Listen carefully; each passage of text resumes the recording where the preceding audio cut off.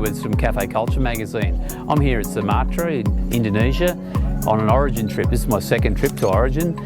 This time I've come with a group of other coffee roasters and other people within the Australian coffee industry just to see how their coffee is being processed and farmed in this region. We're looking here at mostly the Mandelian coffees that have been grown in this region for export all around the world.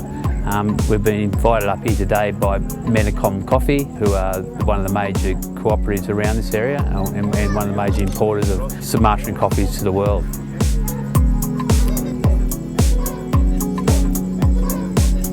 Beautiful. A wonderful product, a wonderful product. I love Sumatran coffee.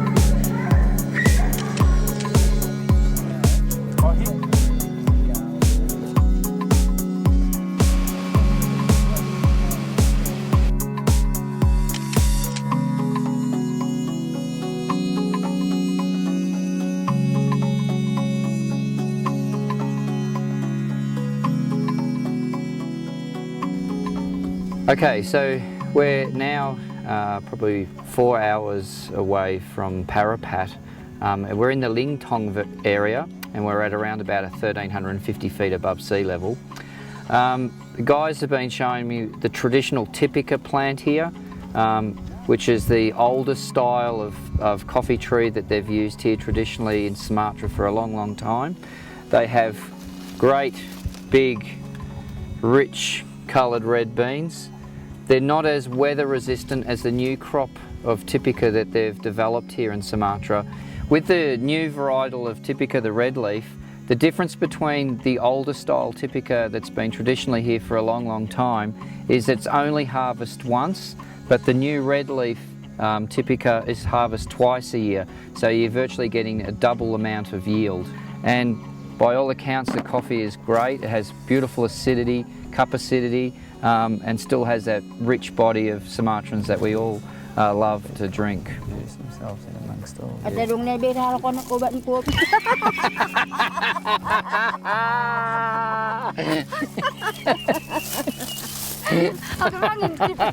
So we've arrived here in the Lintong area, which is probably around over 6-7 hours away from Medan.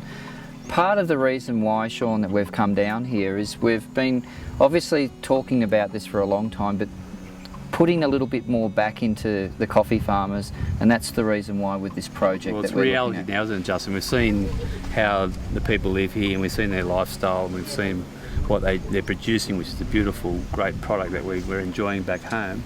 It's just nice to do a little bit to give back and know what we're doing is really happening. And so what we've believed, and we have done for a number of years, is that we take quite a lot out of the coffee system in Australia, and I think it's also about time that we actually started to put back into to the areas that we're reaping our rewards from. And I think the Sumatran area is pretty close to our hearts. So this is the area that we're proposing to do the project. We've just been into the house of the first family that we're endeavouring to do some work in their bathroom facilities and toiletry facilities. This area has 9 families, which equates to around 45 people that are all working in the coffee industry here. There's around about 250 hectares of coffee. So it's a big area, and I'm hoping that I can support these guys just step by step, helping them improve their lives, but also helping by purchasing their coffee, and their quality of coffee is good.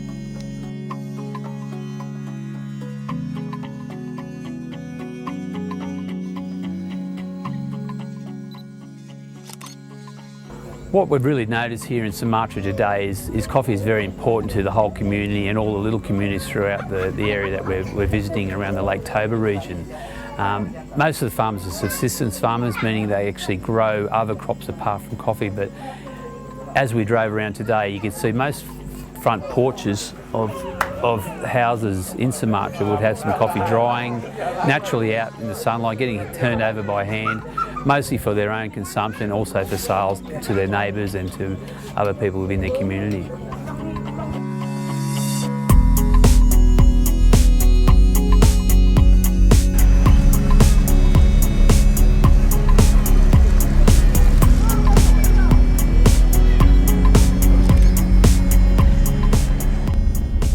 Okay, so what we have here, we have the coffee cherry.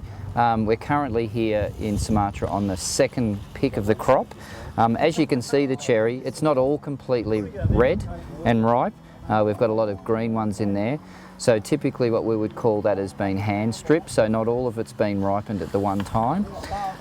We have a very strong fruit ferment smell here. Apparently this coffee was picked yesterday and it's going to sit in this bucket of water for the rest of the day, and then they're going to lay it out and dry it tomorrow.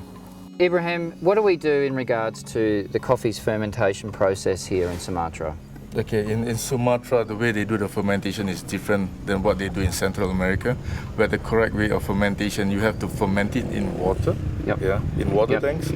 But here, if you do want to achieve a little bit of acidity, a little bit of winey, you keep it into these bags, these white bags, overnight or a day and a half. But you can't go longer than that, where it's going to be very fermented and it's very difficult to dry. So in this way, this is what the Mandalings people would like to do. So this is the typical characteristic of this particular region. Okay, so what we have here is the mechanical pulper. So the coffee cherry that falls down into this chute here, there is actually a drum that rotates with like spikes on it that actually rip and remove the cherry skin from the coffee bean itself. And what we actually end up having is the coffee left in parchment. Okay, it's very greasy and slimy, okay, as you can see. Okay, that's the part that we want, but there's also around here is the other part, which is the byproduct of the cherry, which is the skin. Okay, so there again, it's all wet and slimy. Okay, they typically use this, they let that dry and reuse it on the plantations as fertiliser. So after the actual pulping of the coffee, the parchment is actually laid out here on these concrete patios, and as you can see, the boys here are raking. They'll turn this coffee over a number of times during the day, and that is to try and maintain an even drying method of the coffee. Right, so welcome to the mechanical pulper area. So what happens here is after that parchment actually has dried, what will happen is the guys will pour sacks and sacks of the parchment into this floor trap, which then will be brought up and into the pulper itself, and all the green bean will fall in. The byproduct of the parchment will actually shoot out the back of this room, and that's used as another recyclable byproduct. So here are the guys that work here at the processing plant. Their typical day would start by going out to the plantations and picking the red cherries. They'd bring that back, they'll do the pulping, they'll do the hulling, they'll do the raking of the coffee to make sure that it's dry.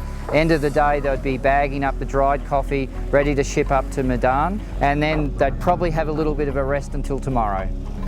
We're just having some of the locally brewed coffee, very sweet and actually quite milky as well, but a wonderful product, a wonderful product. I love Sumatra. I love Sumatran coffee. It's good. It's a local coffee, and it's been roasted in a wok, and brown sugar's been added to it. It's quite sweet, and it's been mixed with just a little bit of milk. Beautiful.